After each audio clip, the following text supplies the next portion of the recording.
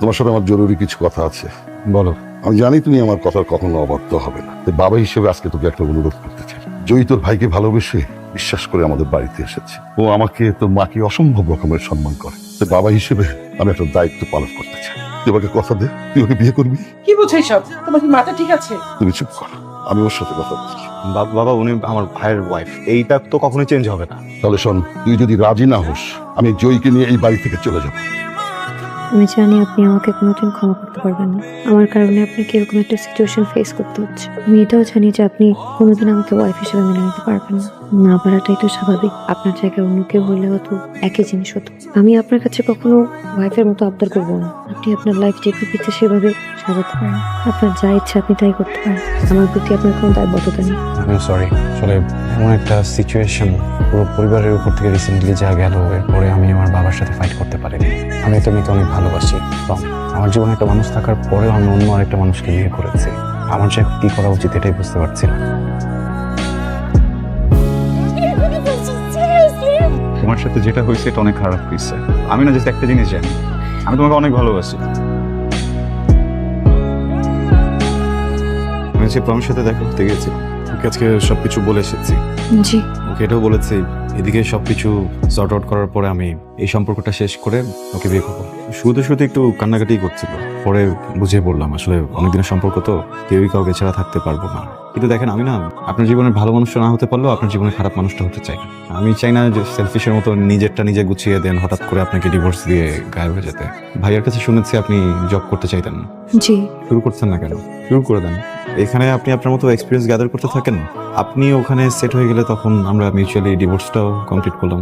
জি, আমিও ভাবছিলাম আমার কিছু একটা করা উচিত। আপনি উপরে ঘুমান। না না, কোনো সমস্যা নেই, আমি এখানে ঘুমাই। আপনি এখানে ঘুমান, আমি বাইরে ম্যানেজ করে দিচ্ছি। আপনি এভাবে বাইরে গিয়ে ঘুমালে বিষয়টা ভালো দেখায় না, তাই আপনি এখানেই ঘুমিয়ে যান। আপনাকে একটা কথা বলি, আমার বাবা আপনার থেকে আমি একটু ভালো ছিল, আমাকে ডিল করতে দেন। কিছুদিন আগে যে মানুষটাকে ভালোবেসে বিয়ে করেছি, আজকে তারই ছোট ভাই আমার হাজবেন্ড। কিন্তু কিছু করার ছিল না আমার। যখন আমি ভেবেছি যে ঠিক আছে এবার কোনোভাবে সংসারটাকে গুছিয়ে নেই, তখন দেখলাম সেও আমাকে ছেড়ে দিয়ে তার জীবনটা গোছাতে চায়। এখানেও তো আমার কিছু বলার নেই। কিছু কিছু মানুষ পৃথিবীতে আসলে কিছু পেতে আসে না। আমি হয়তো ওই মানুষগুলোর ভিতরে একজন। তুমি আর ওই মেয়েটা একই সাথে থাকো? না, একসাথে থাকি না। মিথ্যা বলবা না। একসাথে থাকি না, এক রুমে থাকি। একসাথে থাকা আর এক রুমে থাকার মধ্যে পার্থক্য কি আয়ান? ডোন্ট টেল মি যে তোমরা এক বিছানায় থাকো। এক বিছানায় থাকি না। দেখো, আমাদের আসলে এক রুমে থাকারও প্ল্যান ছিল না। আমি রাতে রুম থেকে বের হলেই বাবা অনেক কোয়েশ্চেন করে বসে, কিছু করার থাকে না। ও নিশ্চয়ই নিচে থাকে। তো নিচে থাকারই কথা, ও নিচে থাকে না? থাকে। আচ্ছা, আমি বুঝতেছি না ও চলে যাচ্ছে না কেন বাপের বাড়িতে? তুমি কয়েকদিনের জন্য আসছো বাংলাদেশে, তুমি তো চলে যাবা। এই কয়দিন ও বাপের বাড়িতে থাক। মেয়েটা এরকম স্টুপিড কেন? বুঝলাম না, ওর চরিত্রে সমস্যা আছে। না হলে ও ওর হাজবেন্ড মারা যাওয়ার পর হাজবেন্ডের ভাইকে বিয়ে করতে পারে না। প্লিজ এইভাবে কথা বলো না। আমরা মজায় মজায় বিয়েটা করিনি। সিচুয়েশনটা বোঝো। আমি আমার বাবাকে না করতে পারিনি, উনি কিভাবে আমার বাবাকে না করতে বলো? তুমি আমার ফ্যামিলি মেম্বারকে নিয়ে বাজে কথা বলতেছো। খুব গায়ে লেগে যাচ্ছে না? কয়েকদিনের মধ্যেই তোমার মনে জায়গা করে নিছে। তুমি আমার সিচুয়েশনটা বোঝো। একটা রিলেশনশিপে যতটুকু অনেস্টি দরকার আমি ঠিক ততটুকু অনেস্ট আছি। আমি বুঝতেছি তোমার সিচুয়েশনটা, আমার সিচুয়েশনটা একটু বোঝার চেষ্টা করো। আমি তো ইচ্ছা করে বিয়েটা করি নাই, বাট আমাদের একসাথে এখন থাকতে হচ্ছে, একই রুমে একই বাসার ছাদের নিচে থাকতে হচ্ছে, এখানে কিছু করার নাই। বাট আমি যেভাবে তোমার পিছনে তোমার ট্রাস্ট রাখার চেষ্টা করতেছি, আমি যতটা এফোর্ট দিচ্ছি, তুমি সম্মানটা আমাকে দিচ্ছ না। উল্টো তুমি আমার ফ্যামিলি মেম্বার থেকে ছোট করে কথা বলো। আয়ান, তুমি আমার সিচুয়েশনটা বুঝতে পারতেছো? আমার বাবা আমার মাকে চিট করছে, এখন সেম জিনিস আমার সাথে হচ্ছে। সেম জিনিস ফেস করছো না তুমি, প্লিজ। তোমার বাবাও তোমার মাকে না বলে একটা বিয়ে করে ফেলছে। আমি হয়তো তোমাকে না বলে এটা করছি, বাট আমি নিজে সাথে তোমাকে এটা বলছি না। হ্যাঁ, আমি তোমার কাছে মিথ্যা বলছি, এটা লুকাইতে পারতাম। কয়দিন পর আবার চলে যাবো বাইরে। আমি কয়দিন তোমার কাছে সবকিছু লুকিয়ে তোমার সাথে এইভাবে দেখা করে ঘুরে ফিরে চলে যেতে পারতাম না? আমি সরি, দোষটা আমার। এটা কি আমার মেনে নেওয়া সহজ? এভাবে বলো না প্লিজ, ভালো তো বাসি, তাই না? না হলে তো এত কিছু এই পর্যন্তই আসতো। ঠিক আছে, আমিও সরি। সরি। এক্সকিউজ মি জয়, আপনার মতো খেয়ে দিয়ে শুয়ে পড়লেই তো হয়, তাই না? আপনি এখানে থাকেন, এটাও তো আসলে বাসার কেউ দেখলে। বিয়ে করেছো, এখন সংসার গুছাব, তা না? কি শুরু করেছো তুমি? সরি বাবা। এখানে তো সরি বলার কিছু নেই। এক্সকিউজ মি, আপনি ঘুমাচ্ছেন? আপনার সাথে একটু কথা বলা যাবে? জি। আচ্ছা, আমি তো অনেক লেট করে আসছি। আপনি তো আমাকে খাবারের কথা জিজ্ঞেস করলেন না, আমি খাবো কিনা খেতেও বললেন না। আমি ভাবলাম আপনি খেয়ে আসছেন, সেজন্যই তো জিজ্ঞেস করিনি। এটা কোনো কথা না? একটা মানুষ তো 2 দিন বাইরে খেতেই পারে, এমন তোই না যে সে এভরিডে বাইরে খাবে, তাই না? আমি তার উল্টা ভাবলাম যে আমি বাসে এসে খাবো। মানে আপনি লেট করে আসছেন তো, এই জন্য আমরা 3 জন আপনাকে রেখে খেয়ে ফেলেছি। ঠিক আছে, গুড নাইট। আমি কিছু করে দেই? না, প্রয়োজন নেই, উঠতে হবে না, আমি খাবো না। সামির তুমি কেন? আমি তোমাকে সারপ্রাইজ দিতে চাইছিলাম, তুমি উল্টা আমাকে সারপ্রাইজ দিয়ে দিলা। আর তুমি যে আমাকে নিয়ে এত প্ল্যান করছো এতেই আমি অনেক সারপ্রাইজ। এটা নাও, অনেক খুশি আমি। আজকে তো তোমার বার্থডে ছিল, আমি সারপ্রাইজ প্ল্যান করেছিলাম, তারপর আজকে তোমার বার্থডে। আরে বার্থডে আমার অনেক আসবে, সারপ্রাইজ অনেক দিতে পারবা। কিন্তু একটা সমস্যা হয়ে গেছে। কি সমস্যা? সমস্যাটা হচ্ছে যে তুমি আর আমি একটা রিলেশনশিপে গেছি, তাই না? কিন্তু এটা তো কেউ জানে না। অ্যাটলিস্ট তোমার আর আমার ফ্রেন্ডরা তো জানতে পারে। দেখো, আমি নজর জিনিসটা অনেক বিশ্বাস করি, তুমি জানো। আমি চাই না তোমার আমার সম্পর্কে কারো নজর লাগুক। তুমি দেখো আমার বাবা আর মার কত সুন্দর একটা সম্পর্ক ছিল, কার না কার নজর লেগে এত সুন্দর সম্পর্কটা আজকে আলাদা হয়ে গেল। তোর বাপ মায়ের ছাড়া কি নজর লাগার জন্য হয়েছিল, নাকি তোর বাপ তোর মাকে চিট করছিল বলতো?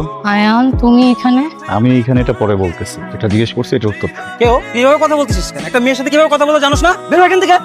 আয়ান, আমি তোর প্রিভিয়াস ভার্স। আমি যখন ডুবতেছিলাম তখন আমারে বাঁচানোর মতো কেউ ছিল না। শুকুর কর যে তোরে বাঁচানোর জন্য আমি গেছি। যা এখান থেকে যা।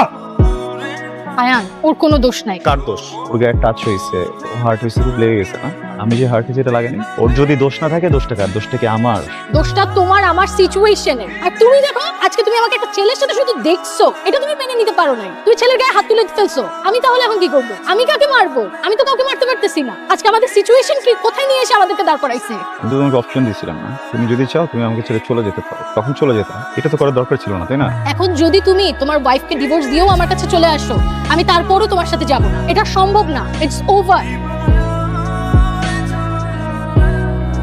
আপনি যদি কিছু মনে না করেন একটা কথা বলবো। আপনাকে দেখে মনে হচ্ছে আপনি ড্রিঙ্কস করে এসেছেন। এক তো এত রাত করে বাসায় ফিরেন, তার মধ্যে আবার ড্রিঙ্কস করেছেন। এটা কিন্তু আপনার শরীরের জন্য একদম ভালো না। ঠিক আছে, আপনি প্রমির সাথে দেখা করতে গেলেন। প্রমিস নাম মুখে নেবেন না। আপনার কোনো রাইটই নেই প্রমিস নাম মুখে নেয়। আপনার মতো একটা মানুষের লাইফ ঠিক করতে যে আমার বাপ আমারে ফাঁসাইছে, আমি এই জন্য আপনার বিয়ে করছি। প্রমি সবকিছুতে পাজলে আরেকটা জায়গায় চলে গেছে। পুরো ফাকড আপ লাইফ আমার, জাস্ট বিকজ অফ ইউ। এই মুখে জীবনের প্রমিস নাম নেবেন না, বুঝতে পারছেন? হ্যাঁ, চাই কিনা আমার কি দোষ বলেন তো? আপনি যে আমাকে দোষ দিলেন, এখানে আমার কি দোষ? আপনার ফ্যামিলি আমাকে জোরপূর্বক আপনার সাথে বিয়ে দিয়েছে। আমি তো একবারও বলিনি যে আমি আপনাকে বিয়ে করতে চাই। আমি আপনার ভাইকে ভালোবেসে বিয়ে করেছিলাম, কিন্তু সে তো আমাকে রেখে চলে গেল। তার মধ্যে আপনি আর আপনার ভাই দুজন দেখতে একদম একরকম। এখানে আমার কি দোষ? আমি কি কাউকে কিছু বলেছি? আমি কি আপনাকে কিছু করেছি? আপনি যেভাবে চেয়েছেন আমি তো সেভাবেই থাকছি। তারপরেও আমার দোষ, সবকিছুই আমার দোষ। আপনার ভাইয়ের সাথে আমি ঠিক মতো সংসার করতে পারলাম না, আর এখন যখন আমি একটু সংসার করতে যাচ্ছি সেখানেও সমস্যা। সবকিছুই আমার দোষ। ঠিক আছে, আমার সাথে না থাকা লাগে। আমি আমার মার বাড়িতে চলে যাচ্ছি। আমি কি আপনাকে ডিভোর্স লেটার পাঠিয়ে দেবো? সরি, আমি এভাবে রিয়েক্ট করতে চাইনি। Please don't Cry, please.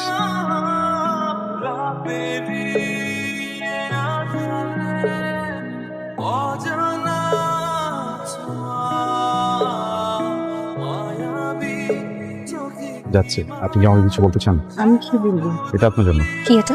Divorce letter. আমি তো থাকবো না, তাই সাইন করে রেখে কোনো তারা নেই। যখন আপনার কমফোর্টেবল ফিল হবে আপনি তখন আপনাকে sign করে দিন।